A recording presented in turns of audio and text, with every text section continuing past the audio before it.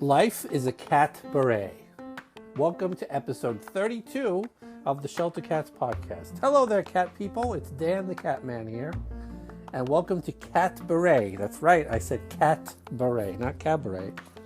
That is the theme for today's episode of the Shelter Cats podcast, a labor of feline love. The Shelter Cats podcast is all about shelter cats, right? The shelter cats that have made a difference in my life, that have saved my life, all about the people that make a difference in the lives of shelter cats, and that hopefully will serve as an inspiration to get you, I said that you, to adopt a shelter cat of your own, or a second or a third, because they do well with friends. Adopt, don't shop.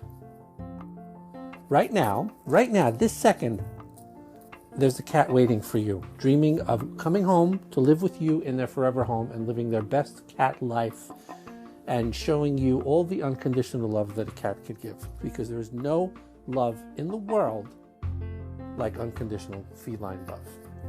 Truth? Absolute truth. So, adopt, don't shop. I'm I say this all the time. I love talking to people. I love doing these interviews. I love meeting new people that are making a difference in some way, shape, or form in the lives of shelter cats, and that help more shelter cats get homes. And I'm hearing from so many people from so many walks of life that I get to speak to on my little show that is growing by leaps and bounds. Every time I look at the numbers on Spotify and Apple, I'm always amazed. So I want to hear from you. I want to hear from you, damn it. Even if you just have a cat that has made such a difference for you that you couldn't imagine living without, I want to hear from you. If you volunteer at a shelter, in any way, shape, or form, I want to hear from you. If you run a shelter or a rescue group, I want to hear from you. If you do animal rescue, animal TNR, if you're a trapper, anything that has anything to do with the shelter cat, I want to hear from you. So don't be shy, and you may be on a future episode of the Shelter Cats podcast. I sound like Johnny Olsen talking about tickets to The Price is Right, which I've been binging lately since Bob Barker died. So, how can you find me? You can find me on the web at tylerthecat.com. You can reach out to me by email, dan@tylerthecat.com. I have a Facebook page that's called Shelter Cats. I have an Instagram, a TikTok, and a Threads. Just search Shelter Cats Podcast. I have a Twitter, Shelter Cats POD. I have a YouTube channel called Shelter Cats, where right now I'm just doing audio videos of just the audio of the podcast, because people like to listen to them on YouTube. I also have a Medium blog that I blog every Saturday. That's sheltercats.medium.com. I strongly advise trying out Medium even if you don't want to read my blog. Any topic you have an interest in, somebody's writing a very cool blog about. So definitely, if you've not heard of Medium, give it a try. They have not sponsored this show. I just like the product. And you could also support the show on Patreon and Spotify. Just look for the $sign on Spotify, or just go to Patreon and search for Shelter Cats. So don't be shy, don't be bashful. Say hi, reach out to me. Let's chat, and maybe you'll be on a future episode of the show. Speaking of shows, today I have the pleasure of having a great chat with Gemma Smith, who reached out to me recently, I think through Instagram. Gemma is an actress. She's also a very huge cat advocate. She lives in New York City, and she has developed a show called Catberet. She also has a second non-scripted cat show in development that she's hoping to sell to a streaming service like Hulu or whatever, called Cat Tales, which I think is a great idea. So, just someone who has the love of being an actress and aspires to be an actress. And as part of developing that career, she took her passion for cats and turned it into a really cool show with comedy and music, all about cats, and it's at a comedy club in Astoria, Queens. And there'll be details later in the show on how you could find and attend the show. There'll be one around Halloween. So just really, really cool. I just find this stuff really interesting. You know, as vital, as important as the people who run the shelters, the people that volunteer, the people that foster, the people that TN our cats, and that is extremely important and vital. Having a creative outlet for your love of cats, just like this podcast is my little way of, having a creative outlet. And it turned into a way to talk to these amazing people. Just having that creative outlet to develop your love of cats into something that people can enjoy and go home and go, I want a damn cat because this is just so cool. I think it's just a wonderful, wonderful thing, and it warms my heart so much. So, without further ado, and without my further rambling, here is my conversation with Gemma of Catberet and Cattails. Enjoy.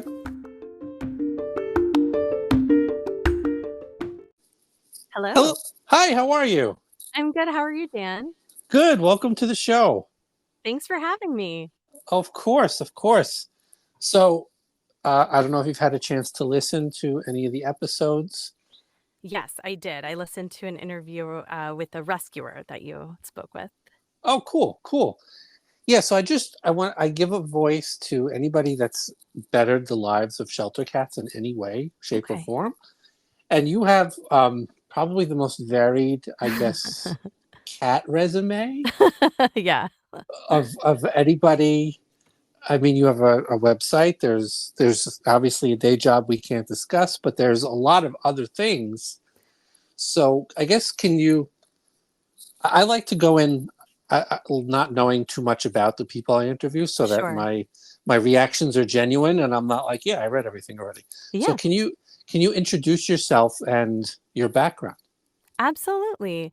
So I'm Gemma and I live in New York City.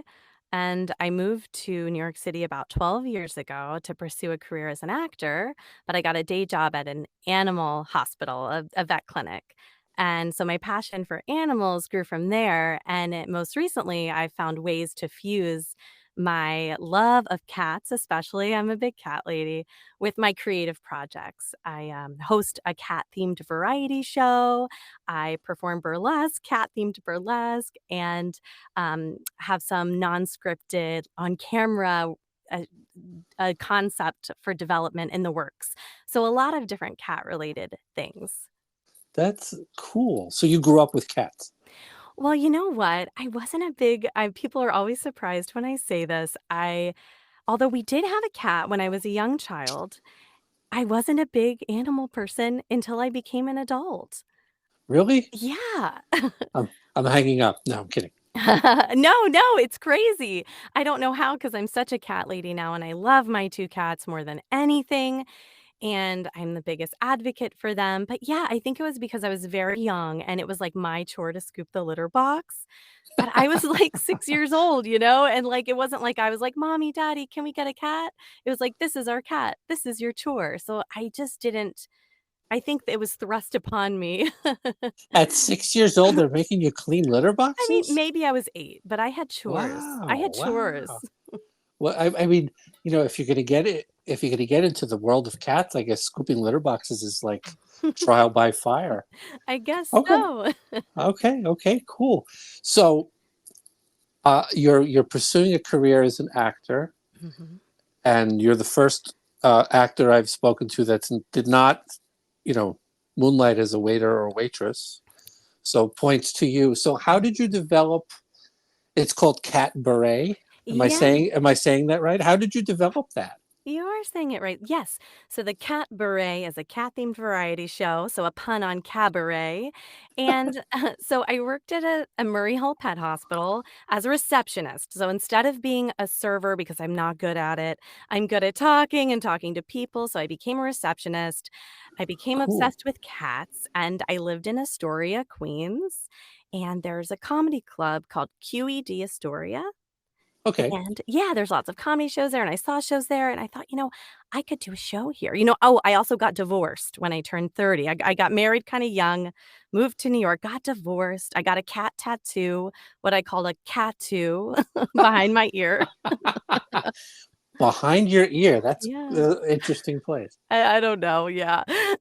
So I was feeling very empowered, like, okay, I can say a little bit about my day job. I do work for the ASPCA. I'm administrative manager of our kitten nursery, and Oh, I had cool. yeah, so I got that job, and I was feeling like, okay, so now I wanna do something creative, and I got inspired by seeing shows at QED, and I thought, "What can I do?"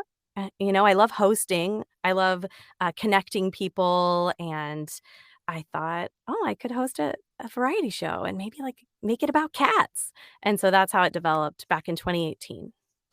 So it's not, is it just you in the show or multiple people? Are there cats in the show as well? Ooh, good questions.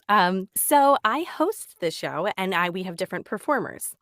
So, I, like, book different performers. We'll have stand-up comedians who love cats, and it's usually cat-themed content, but sometimes we mix things up, so we might have a meowy Christmas and Happy Hanukkahs show, and so people might do comedy or sing or burlesque, and it could be cat-themed, but it could also have, like, a holiday twist, 'cause we gotta mix it up a little bit. We've done Pride, um That's great. yeah, and just kitten around for kitten season. We have Meowloween coming up on October 26th. I saw that, and thank you for Mhm. pronouncing it because I was going to mess it up. Yeah, so it's a lot of fun. We also everyone gets free cat ears. I order a bunch of cat ears and give them out, and we'll do, like, sometimes prizes, like, we're doing a costume contest at the show, and we really just create a community for cat lovers and celebrate cats and each other, and then our last show, we raised funds for Cat Story Rescue. They do s Oh, Alexia, does a lot of great work for Queen's cats, so awesome. yeah. That's really, so you host it, you introduce the acts, and they will do cat themed comedy and cat themed variety. That's really, really cool. Oh, I thank will, you. I definitely have to get to the meow, the Halloween. I'm not going to say it. The Halloween one. I Yeah. definitely have to get to that one because that is like right up my alley. I have five of my own. Oh, wow. I have seven colony cats. One is staring at me right now as I'm recording. Oh my gosh. um, so I literally have all five of them in my where I'm recording right now. So Oh, that's that is wonderful. right up my alley. So how many of these shows have you done?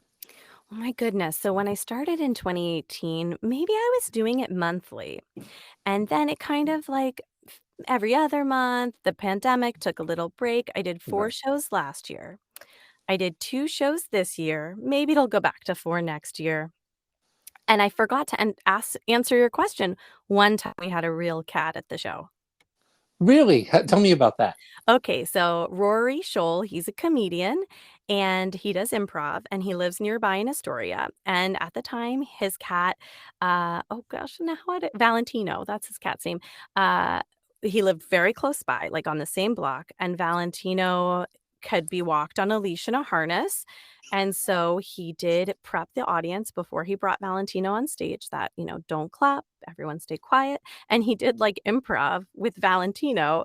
He got suggestions. It was kind of like a one-man improv show, but he had Valentino there on stage with him. Valentino did very well. It was an exception because I normally wouldn't be like, "Let's have cats in the show," because my cats and a lot of cats I know just wanna be cats in their natural environment, but Valentino is a very special cat. So that was one time we had a cat on stage. Yeah, mine would look at me like I'm not doing anything for this. Yeah, my one cat, Lion-O, he, has had 2 urinary blockages, and he's on Oh no. Prozac. Yeah, he would not do well on pu he would freak He's out. on he's on Prozac. Yeah, my cat's on Prozac. Oh man. Yeah, if anybody in this household, guys, goes on that, it's me. I went on anxiety I went on a different anxiety medication after his 2nd urinary blockage. That was so stressful. I had a cat who dealt with that. You have my sympathies. It was just from the constant medication to the special diet to Mhm. $5,000 surgery. Oh, you did the PU surgery the or the yep, oh, I have to do that if he gets blocked again. Yeah, he had a Mm, blockage, and mm. basically it was like a life or death thing. So one maxed out credit card later, he he was had the cone of shame, and then he was fine for a while. But that just sounds like a lot of fun, and it's Mm. just ongoing. So like holiday related, just sounds really just an awesome. I have to tell my friends about it. Oh, yes, thank you so much. I like, spread the word, I wanna pack the house on October 26th. Yeah, and I have a YouTube channel that I don't do much with, so maybe I'll film a little bit here and there, not of the Yeah, you'd show, be but well. maybe I'll interview you afterwards or something like that. That sounds like a lot of fun. Just like a lot, just a way of so, and you raised money for the Astoria shelter, but it's like channeling your career, you wanted the career you want with the love of cats in a very creative way. And so then there's also a non-scripted. Yes. So tell me about that. Yes. Sure. Okay, so gosh, back in 2015, I did produce a web series called NYC Pet Tales, and it's when I worked at Murray Hill Pet Hospital, actually. I worked with the veterinarian there, and we interviewed different pet parents and helped them overcome specific challenges about their cat or dog. And I decided I kind of wanted to revive that, but I wanted to make it more in line with who I am now. I really love um, non-scripted television that's helping people solve a problem, and that's what I wanted to be a part of. So, Cat Tales, I host, and with a team of experts, I help New York City cats and their humans overcome challenges to live their best lives. And we're creating a sizzle reel next month. I have Cynthia Okimoto, a pet psychic and a Reiki practitioner, on board, along with Stephen Quant, a feline behaviorist who also works for animal Wow. care centers. Yeah, and I'm still finalizing our veterinarian. And we're going to shoot like a sizzle reel that's like a trailer to show what the show's all about. And then I'm going to pitch it to production companies with the goal to partner with a production company to make the series and then sell it. The ideal goal would be like to sell to a streaming platform. um, That yeah, would so I'm be really excited. that sounds really. I don't I I've always felt like there are not enough shows like that Ye that are very helpful. I don't want to bash what's his name with the beard. I'm not going to mention his name. Okay. Who has the guitar case. That's as far as I'll go. But I don't feel like that's very helpful. Like I something like that would be very helpful to just everyday people who just own everyday cats. Yes, exactly. Because it could be a I was trying to think about how would I make this show different from that other show that's very popular amongst cat owners, because Right. I want it to be different. I don't want to, reinvent something that's been done. And for this, I was thinking it could be all sorts of challenges, such as, a senior kitty who maybe is happy, but otherwise is like crying or pacing a bit, dealing with a little senior dementia, or we could talk about male cats and urinary blockages and other things that people are really dealing with. And people did send in questions, so I'm reviewing them. Like, I asked people I know in my circles, hey, if you could ask an expert for help, what would you ask? Because it could be medical, it could be behavioral, it could be also, I thought it just might be interesting to see if you have a stressed out pet parent and a stressed out kitty, how would a little cat Reiki do and human Reiki? It could also be to help the parents deal with their own stress. And it could be also a fun watch. Yeah, that just sounds like very like that's something I would send questions into instead of posting it on Facebook. What do you guys think? That sounds like way more helpful. Oh, And well, I'm glad to hear that. and side note, I my oldest Taylor, I got him from death row Oh, of AC from ACC in March, oh, wow. and now he meditates with me twice a day. Oh, twice a day. I'm impressed. That's awesome. That's my thing. I do that twice a day. But a few months, like 2 months ago, he joins me and he'll lay on his back. So he's going to be 14 in January, and he was hours away from, you know what, Yeah. because his owner died and he lost his home. Mm. And now he like finds his zen with me. Oh. Like he knows when I have it on, and like that music is on, and the lights, I set the lighting a certain way, and he'll jump on where I lay down to meditate, and he'll go on his back, and he'll just zone out completely until I'm done, and then he'll go about his business. What a And sweetheart. none of my other cats do that, but he's just like, you know what, I'm going to try this. This is not bad. I feel, for me personally, it kind of centers me, and any stress from the day. It's just I use it as a way to just forget about the stress for a little bit, and I don't know what stress he could have anymore. He's like a second kittenhood, but that Oh, made me they made me think of that, because they can serve those kind of purposes. oh, yeah. I'm so glad that you were able to adopt him and now he has a home with you. That's awesome. He's a foster fail. Oh, yeah, we call it foster fortune. I am the worst. I have my last three are foster fortunes, as you put it. I am the worst at fostering. I've literally said, don't send me anymore, because I cannot succeed as a foster. I can't let them go. They all get along so well. Well, They that's took him in great. within like a they took him in within like a week. Oh, My wow. residents, my two other boys took him in, and they were all cuddling together. Well, So I that's reached really special. I reached out to the shelter, and I said, I'm sorry, you're not getting him back. And They were here he's like here. they were happy that you adopted. Yeah, they're like fine with us. But that's just I really hope it sounds like a great idea, and there's obviously now, with everything going on, Yes. there's a need for content like this. Exactly, although, like, I hope everything resolves with the strike. Oh, This sure. might be a good time for, yeah, non-scripted content, and if anyone wants to follow, it's at Cattails TV on Instagram, but, like, I'm really excited. I'm gonna lean into the fact that I'm an animal advocate by day and also by night. I'm a burlesque performer and produce variety shows to try to also lean into, sharing a little bit about Catberet, infusing that into the show. So we'll see if that piques any production team's interest. So the big question is, you were not as big of a cat person Yes. as a kid, Mhm.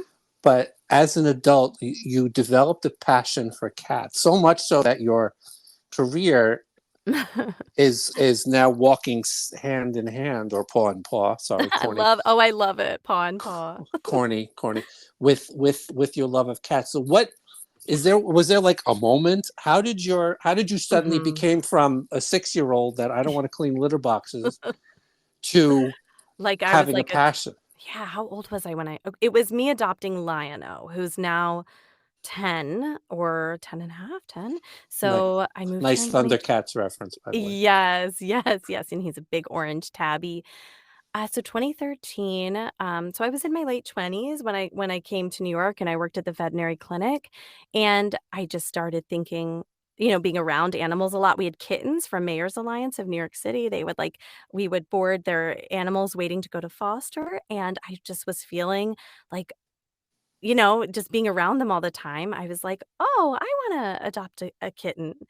And we should have adopted 2. I learned my lesson within a year, but I adopted Lion-O, a very singleton, like, kind of a spicy kitten, they and, I just fell in love with him. I just felt like I love Lion-O so much, like, oh my gosh, when he dies, I don't know what I'm gonna do, but I think it was just really Lion-O. I just hit as an adult, adopting this animal and just falling in love with him so much, and then a year later rescuing his sister Luna, my little black cat, um, from there was like a TNR situation behind our apartments, and my neighbors Okay. and I banded together to, and I was able to get Luna, and she was like 3 months, but she wasn't too she could be handled. She's still a little fearful, but she is so lovely, and I then adopted her, and we worked with Mayor's Alliance to take care of her litter mates and rehome them. But, yeah, I think just having my own working at the veterinary clinic, I just was like, "Oh, I like cats now," and then I just got obsessed. That's and you were the like receptionist at that Yes. clinic, right? And I And that got is a mhm. very important. That is a more important role than you'd think in terms of vets, because you're like the face. You're talking to people who are probably like, I don't know what to do, or that's a very important role, and obviously communication is not a problem with you. So that I could see how that developed a passion for cats. Yes, I always I got the job there initially, and the Dr. Daniel Luridia, the owner, had asked me, "Oh, do you love I'm sure you love animals." I was like, "Oh, I like animals. I just don't have any pets. I'm not a big pet person, but I really also love people and helping people." And I think through helping, he was like, "Oh, that's okay as long as you're all right being around animals." And I was like, "Oh, of course." But I think me helping people and seeing the bond they have with their pets, and then me getting my own pet, it just changed everything. Um, and, really, people our pets provide us so much joy and comfort, and it was Yes. really rewarding just being around other people, who felt that way too. And I would imagine you, if you don't mind my asking, you said you went through a divorce, Yes. and I, Mhm.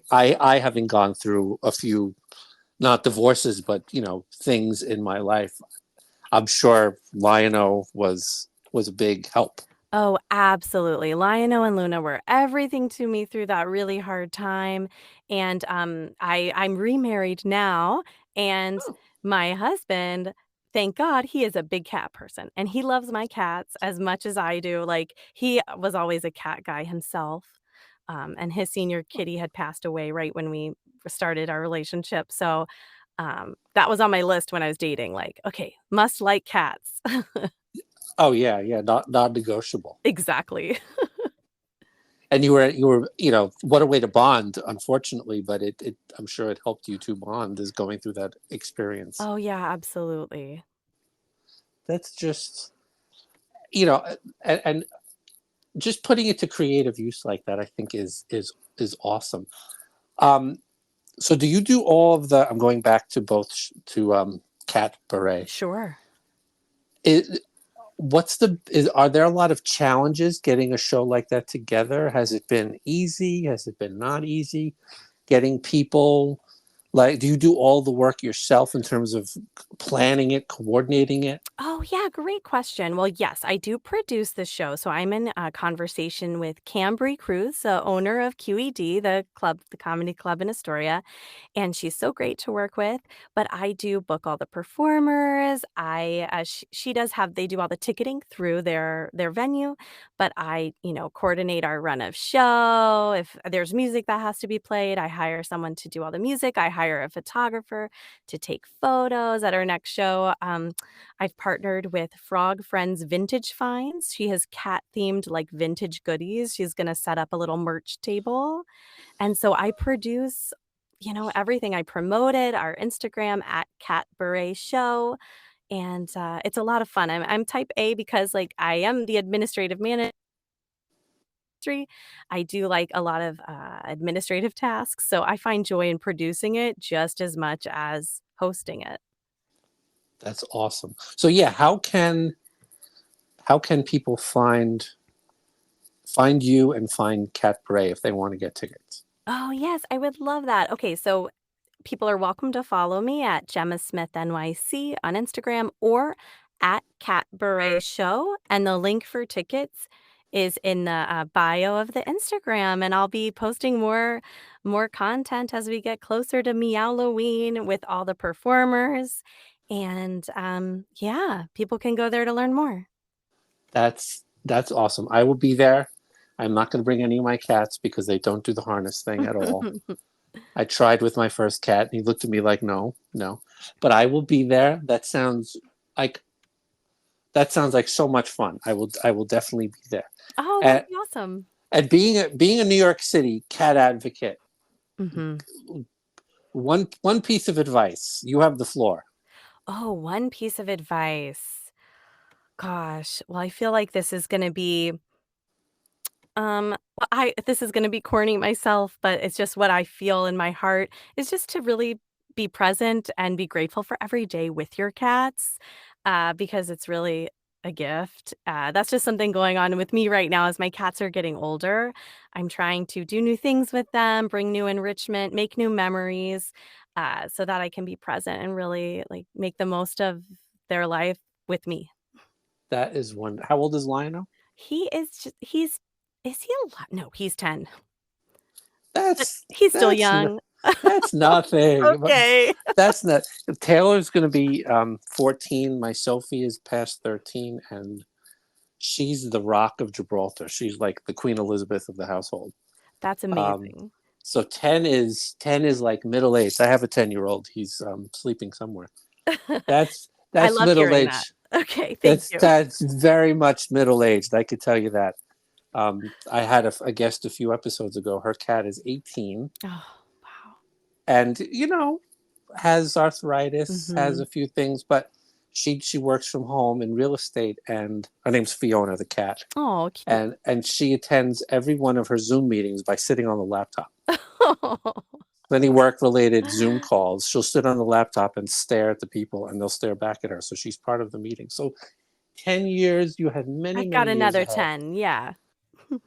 But yeah, the enrichment is so like with Taylor. He's a 13-year-old that I adopted. So I said, I don't know how long. It could be months, it could be years. He's, knock on wood, he's in good health for his age. Mhm. But I just said the same thing. Whatever time I have with him, I'm going to make like every day the best day possible with him. Yes. And I'm going to, like, I consider this his retirement home, Mhm. because of, the shit he's seen when he lived in Yeah. Manhattan, because he was on the streets until they grabbed him in the wintertime, so he had to have some dental work done. So what you said about like enrichment and making each moment count with them as they get a little older, that definitely resonates with me. So Oh. so so points to you. I'm glad I brought that up. But listen, this was I love. Maybe I watched the Apple keynote yesterday, so they're all about creativity and how Apple changes the world. So I have creativity on the brain. So I just love, as much as I love speaking to the Benny rescues that I've spoken to and will be speaking to. I love people that can challenge their passion, and you developed it more towards an adulthood. I didn't adopt my first cat until I was almost 30. So I, Okay. I understand, just being able to channel that creativity and passion into something really cool, I think is great. So I'm really glad we got a chance to speak. Um, Good luck with Catberet and Paramount Plus or whomever. Hulu should get your show, Fingers crossed. because I don't want to mention the show on Hulu right now, but it's awful. The third season is terrible. So they need content. Okay. So they need content. I think this would be great. Well, So thank you so much. and I just wanna say thank you so much for having me. This has been lovely, and I really appreciate the opportunity to chat with you. Of course. We'll have you on again when you're on whichever one of those streaming That things. would be amazing. Awesome. Thank you so much. Thanks. Bye. Bye. Bye.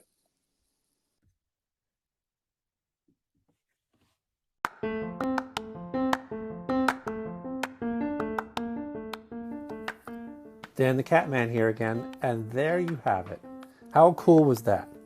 Everybody should go find Catberet on Instagram and book tickets to the show. I think it just sounds like a wonderful thing. I will be at the Meowloween. Am I saying that right? The Meowloween show I believe it's October 24th. I will be there. I will film for my budding little YouTube channel, and I will try to interview her on video in person. Just awesome. I love that her cat is named Lion-O, because I love the Thundercats as a kid. And just wonderful. Just wonderful. It's wonderful. I love creative people. I love people that can, not just say it, but they do it. They put their money where their mouth is, so to speak. And a wonderful show, a wonderful evening, and it's a wonderful cause, and it raises money that helps homeless cats. So by going and enjoying an evening of singing and comedy and cat-related stuff, you're also helping shelter cats find homes. And that is what it's all about. That's what this is all about, is bettering the lives of everyday cats. Just everyday cats that deserve to have the wonderful life that my cats have. Right now, as I'm recording, all of my cats are asleep in my studio where I record. And my studio is my living room, basically, which I convert to a studio for recording. They're all asleep in various spots. One's on my desk, one's on my chair. A few are tucked away in the cat tree. One's asleep in the window. Just, enjoying an evening before fall starts, and I'm looking forward to the fall. Just every cat deserves that kind of life where they're loved, they're safe, they have a loving home, and they're just living the life that they all deserve. And that's what this is all about, is inspiring you to adopt a cat as well, or another cat. So there you have it. I hope you enjoyed that. I enjoyed it immensely. See you at Catberet. Life is a Catberet. I have that in my head now. Have a great week. Don't forget to pet your cats. Do something to better the life of a shelter cat if you can, and I'll see you next week.